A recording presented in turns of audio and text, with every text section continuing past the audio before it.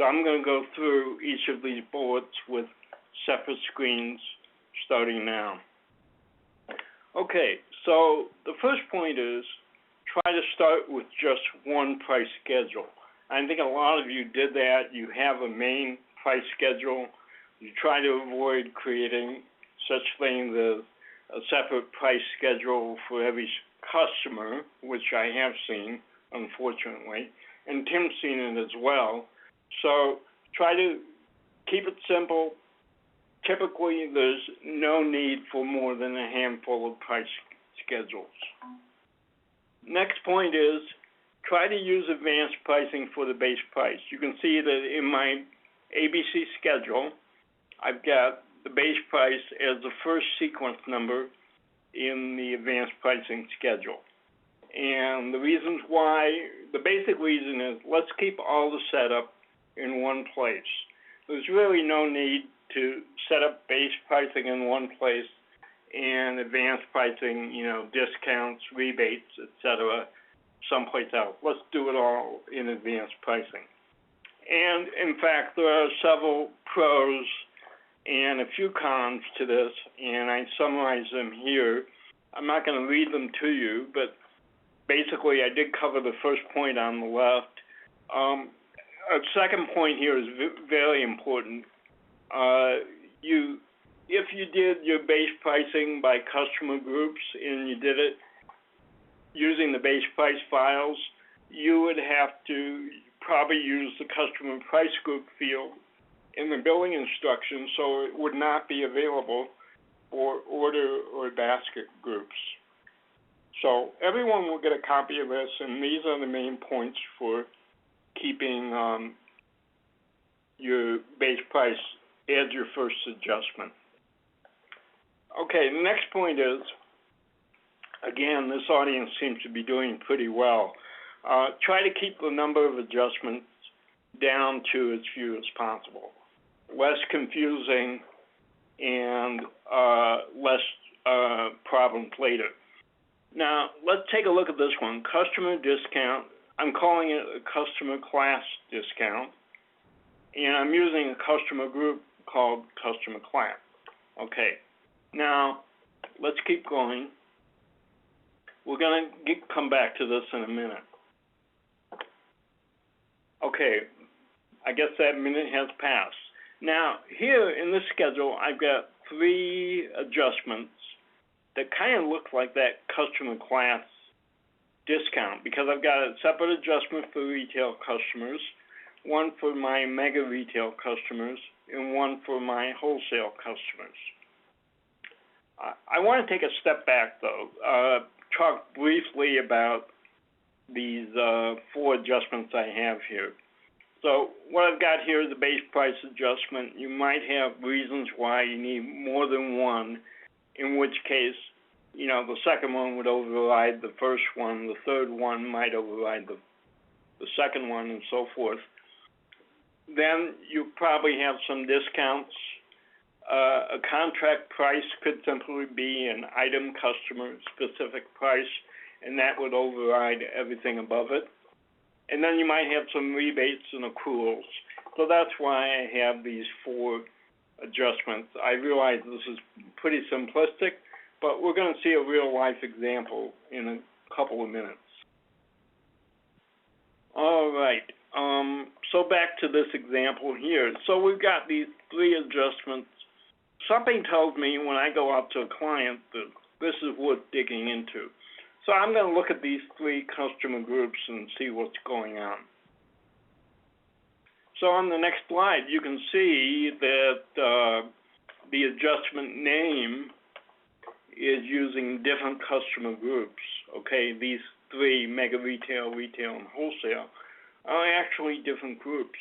Well, that's interesting because, let's suppose all 3 of these groups are using different combinations of customer category codes. Then you obviously couldn't do that with just one adjustment before. So let's check out what these customer groups are. How are they defined? Whoa, you can see that all 3 of these are in fact using the same category code. So really, what we've done with these three adjustments is we simply set up extra adjustments for every value in this category code number 15, when in fact we should have had just one adjustment. And then the values will be contained in the price details. So try to push everything down to the price detail level. Okay, let's move on to hierarchies. I'm calling this the good, the bad, the ugly. Okay, now this one looks pretty good. It goes from the most specific to the most general. There's only a few positions checked. I'm generally a little suspicious of any hierarchy that has more than 6 positions checked, because it's kind of hard to believe that, you know, you actually have a need to use more than about 6 hierarchy positions. So it looks like this one's pretty good. Next one is the bad. Now, at the beginning, this one looks pretty good. We got 6 positions checked. It goes from the most specific to the most general. And whoops, what about over here? You can see what's going on. Every single adjustment is using the exact same hierarchy. Well, that says to me right away that the users really are not going to know where in the hierarchy each adjustment has price details. So I would say that this is probably not good. Maybe not bad, but at least not good. And now we have the ugly. Can anyone guess what this looks like? How about all 21 positions checked?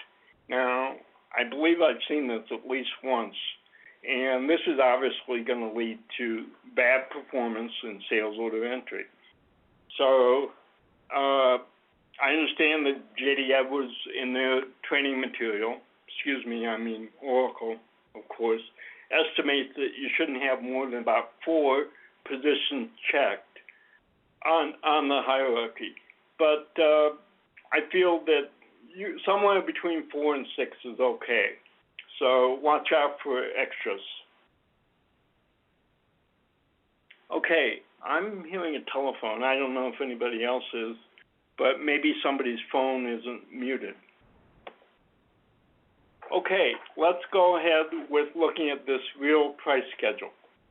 So here's an example from a client. The first three adjustments are all checking for eligibility of item customer combination, which means we're using the mandatory adjustment field, and this is a tip that I have published and talked about several times, where you can use pricing to actually group items and customers that are allowed to be sold, these items, and it does not affect the price. I see a sample adjustment. That's always good to see, because samples typically are priced different when you, quote, sell them to a customer or salesperson. Then we have several base price adjustments. I see free goods, I see rounding, that's all good. Over here, I wanted to point out that several of these hierarchies are used in more than one adjustment definition. So you can see B3 is used there, it's used there, it's used in a couple up here. And that's fine, but I did want to point out that it makes it a little bit more complicated, because if you change the hierarchy B3 for one adjustment, you're actually changing it for all the adjustments that use it. So there's a danger there of making changes and not realizing exactly what you're doing. So it might be that some clients would want to use a different hierarchy for every adjustment, and I think that's acceptable. Down here, you can see that these three are so similar that it makes a lot of sense to use the same hierarchy for all three.